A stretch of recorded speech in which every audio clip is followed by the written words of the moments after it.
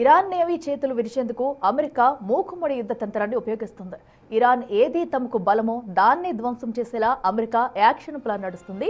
ప్రస్తుతం ఇరాన్కు అతిపెద్ద బలం హర్ముజ్ జలసంధిని మూసేసింది, నౌకలను ఆపేసింది. చమురు రవాణాకు ఆటంకం ఏర్పడింది. కేవలం చైనా చమురు నౌకలనే ఇరాన్ అనుమతిస్తుంది. ఇది ప్రపంచ దేశాలకు పెద్ద సవాల్గా మారింది. ఎందుకంటే చమురు రాకపోతే చాలా దేశాలు ఇబ్బందులు పడతాయి. పైగా భారత్ లాంటి దేశాలకు రష్యా ఆఫర్లు ఇస్తుంది, ఆయిల్ సప్లై చేస్తామంటుంది. ఇది అమెరికాకు మరింత కలవరంగా మారుతుంది. అందుకే ఇరాన్ నేవీని ఫినిష్ చేయడం, హర్ముజ్ జలసంధి దగ్గర ఇరాన్ ఆధిపత్యం లేకుండా చేసేందుకు రెడీ అవుతుంది.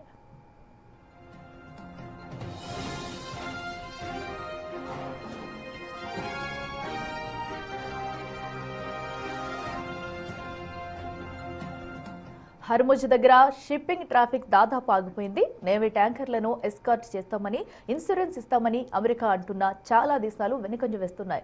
స్ట్రైట్ ఓపెన్ చేయాలని అమెరికా ప్రయత్నిస్తుంది, కానీ కుదరట్లేదు. అందుకే అమెరికా రూట్ మార్చి స్పీడ్ పెంచింది. యుఎస్ సెంట్రల్ కమాండ్ చెబుతున్న దాని ప్రకారం 20కి పైగా ఇరాన్ నౌకలను డ్యామేజ్ చేశారు. ఇందులో 10 దాకా యుద్ధ నౌకలు ఉన్నాయంటున్నారు. ఇరాన్ నేవీలో చాలా భాగం తుడిచిపెట్టుకుపోయిందంటున్నారు. పర్షియన్ గల్ఫ్, హర్ముజ్ జలసంధి, గల్ఫ్ ఆఫ్ ఒమన్ ప్రాంతాల్లో ఇరాన్ వార్ షిప్స్ కు చెక్ పెట్టారు. ఇరాన్ షిప్స్ ఇక ఆ ప్రాంతాల్లో లేవని అమెరికన్ డిఫెన్స్ అధికారులు అంటున్నారు.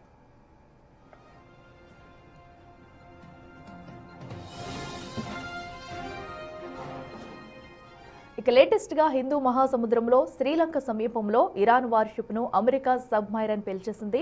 దీంతో చాలా మంది చనిపోయారు కూడా. రెండో ప్రపంచ యుద్ధం తర్వాత అమెరికా సబ్మైరన్ టోర్పిడీతో శత్రు నౌకను ముంచేయడం ఇదే తొలిసారి.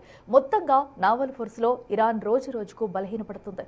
అయితే ఇరాన్ వద్ద ఇంకా వందలాది చిన్న తరహా ఫాస్ట్ అటాక్ పడవలు, సీ మైన్స్ ఉన్నాయి. ఇవి గెరిల్లా యుద్ధ తంత్రం తరహాలో ముప్పుగా ఉండబోతున్నాయంటున్నారు. మరి వీటిపై అమెరికా యాక్షన్ ప్లాన్ ఏంటన్నది కీలకంగా మారుతుంది.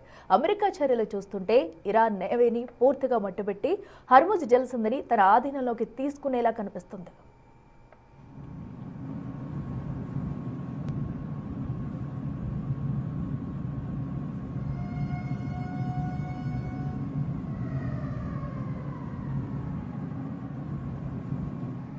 యుద్ధం ముందు ఇరాన్ నేవీ మధ్యస్థ బలంగా ఉండేది. ప్రధానంగా Persian Gulf, strait of Hormuz, Gulf of Oman ప్రాంతాల్లో ఆపరేట్ చేసింది.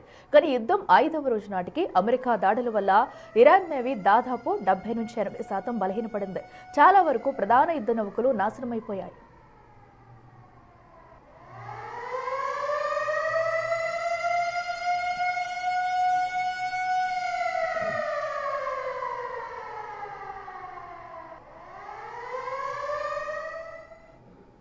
We've hit over 2,000 targets, as Admiral Cooper said in his video last night. We've destroyed more than 20 Iranian naval vessels, including, in addition to the frigate outside of the area, one submarine, and effectively neutralized at this point in time Iran's major naval presence in theater out there. As the Secretary showed the video, for the first time since 1945, a United States Navy fast attack submarine has sunk an enemy combatant ship using a single Mark 48 torpedo to achieve immediate effect, sending the warship to the bottom of the sea. I want to remind everybody that this is an incredible demonstration of America's global reach.